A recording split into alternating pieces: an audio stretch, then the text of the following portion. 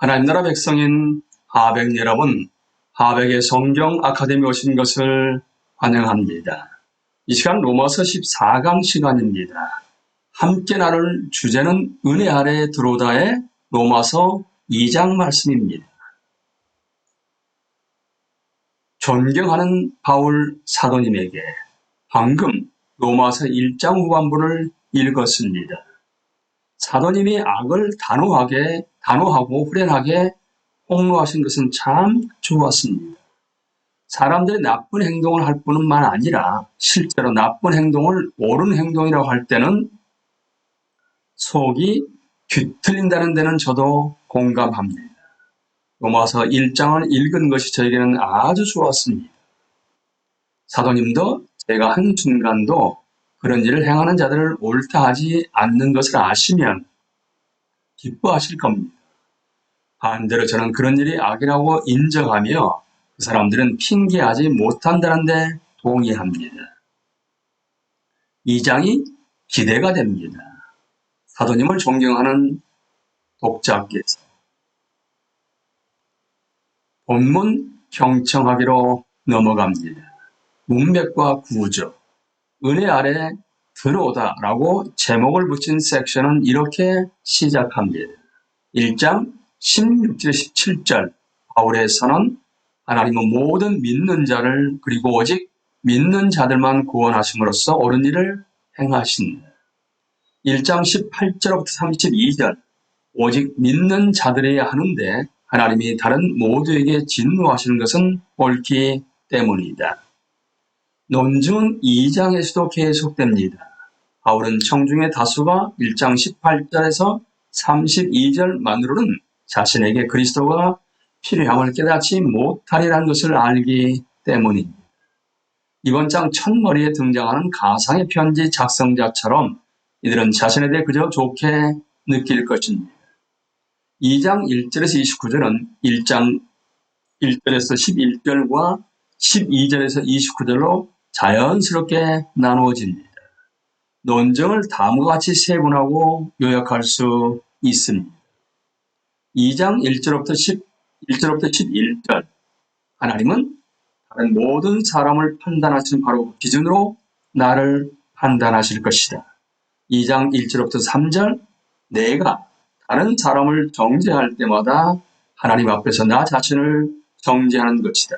2장 4절과 5절 하나님은 나를 곧바로 벌하지 않으시고 내게 회개할 시간을 주신다.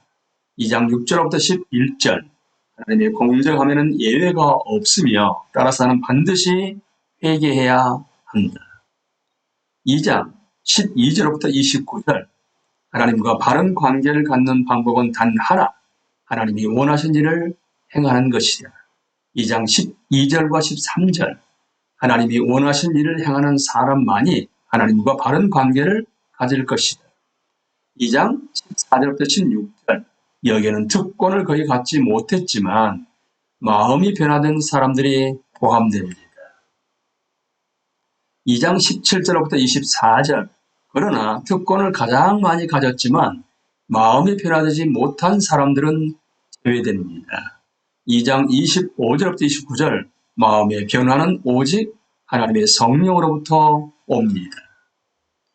본문 살펴보기로 넘어갑니다. A. 내가 다른 사람을 정죄할 때마다 하나님 앞에서 나 자신을 정죄하는 것이다.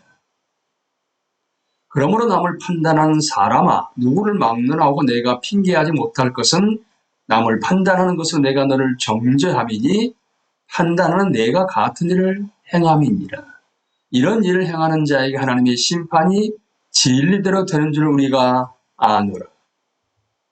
이런 일을 행하는 자를 판단하고도 같은 일을 행하는 사람아, 내가 하나님의 심판을 피할 줄로 생각하느니.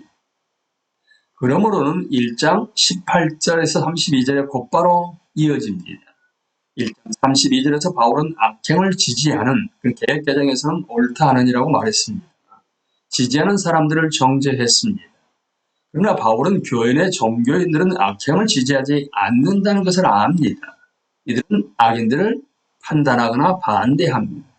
그렇다면 이 종교인들은 어떤가? 이들은 악을 반대하기 때문에 하나님과 바른 관계에 있는 것입니다. 전혀 그렇지 않습니다. 이들이 악을 반대하는 것은 옳습니다. 그러나 만일 이들이 자신은 악을 반대하기 때문에 깨끗하다고 생각한다면 끔찍한 실수를 하는 것입니다. 이제 우리는 나는 몰랐어, 나는 의에서, 나는 너만큼 나쁘지 않아, 나는 의로 넘어갑니다. 논증은 단순하고 완전합니다. 이런 일을 행하는 자에게 하나님의 심판이 진리대로 되는 줄 우리가 아노라. 우리는 모두 여기에 동의합니다. 그러므로 문제는 우리가 무엇을 지지하거나 반대하는 자가 아니라 무엇을 행하느냐입니다.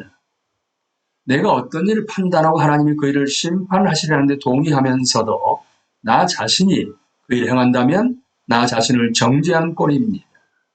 반대를 통해 나는 나 자신을 심판하는 일에서 하나님의 목소리에 내 목소리를 더할 뿐입니다. 바울은 묻습니다. 당신이 굉장한 자책골을 넣은 것을 아십니까? 나는 벗어날 수 없습니다. 내가 반대하면 나 자신을 정죄하는 것입니다. 내가 어중간한 태도를 취하고 내가 판단하지 않으면 괜찮을 것이라 말하더라도 여전히 정죄받습니다. 이제 나는 1장 32절에서 정죄된 달과 한 통속이기 때문입니다. 모든 탈출과 막힌 악몽 같습니다. 악몽 같습니다. 비종교인과 종교인 모두 동일한 판결, 핑계하지 못한다는 판결 아래 있습니다. 바울이 같은 일 또는 이런 일을 말할 때 모든 종교인이 비종교인이 범하는 죄를 그대로 범한다는 뜻은 아닙니다. 예를 들면 유대인 중에는 동성애자가 설령 있더라도 거의 없었습니다. 바울은 10중 8구 1장 29절에 31절에 더 일반적인 목록을 말하고 있습니다. 게다가 죄악된 마음은 행동뿐만 아니라 생각에서 그리고 하나님의 율법 가운데 하나라도 어기는 것에서 드러납니다. 나의 모든 개인적인 죄와 나의 모든 행동은 마음의 죄를 드러냅니다. 바울은 3절 끝에서 내가 하나님의 심판을 피할 줄로 생각하느냐라고 묻습니다. 대답은 당연히 물론 아닙니다. 여야 합니다.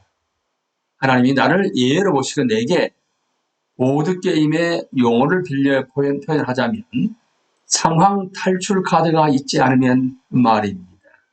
그런데 유대인은 자신들이 언약 백성의 일원이란 이유로 정확히 이렇게 생각합니다. 이것이 많은 교인들의 생각이기도 합니다. 우리는 이렇게 답하고 싶어 합니다. 예, 나는 벗어날 수 있을 것이라고 생각합니다.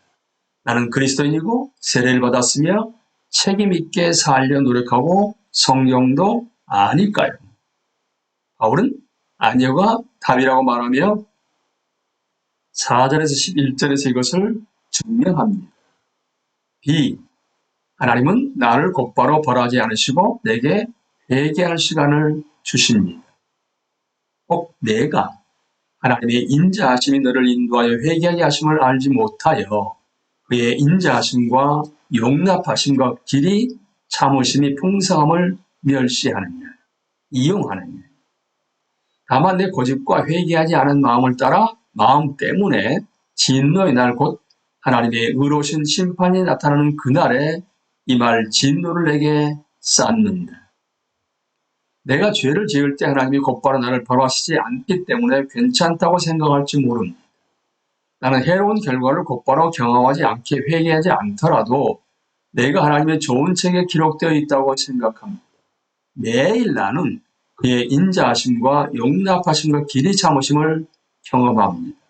그래서 악을 행하는 자들을 정죄하면서도 스스로 악을 행하며 위선적으로 살아도 괜찮다고 생각합니다.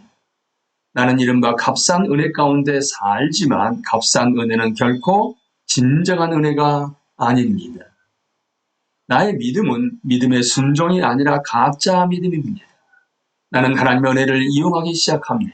하나님이 나를 벌하시지 않으실 때마다 그분의 인자하심은 나를 회개로 이끌기 위한 것임을 깨달아야 합니다.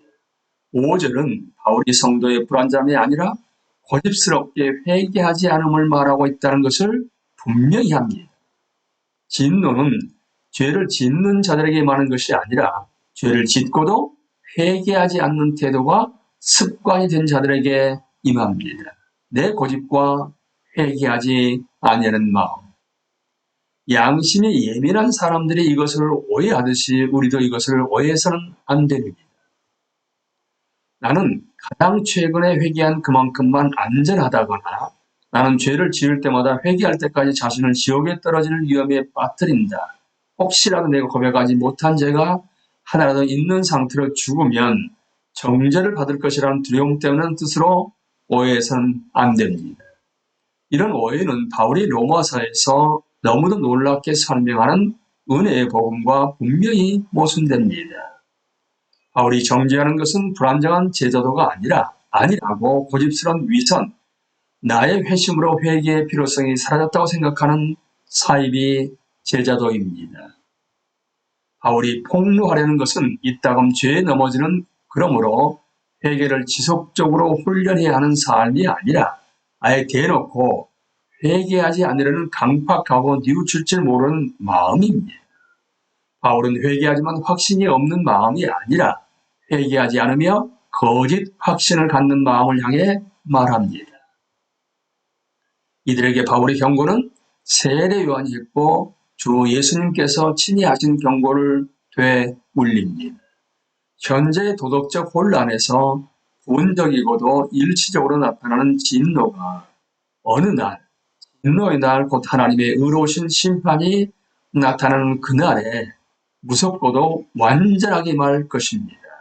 그날 우리는 하나님이 편애하지 않으신다는 것을 볼 것입니다. 시간 강의를 마치겠습니다. 감사합니다.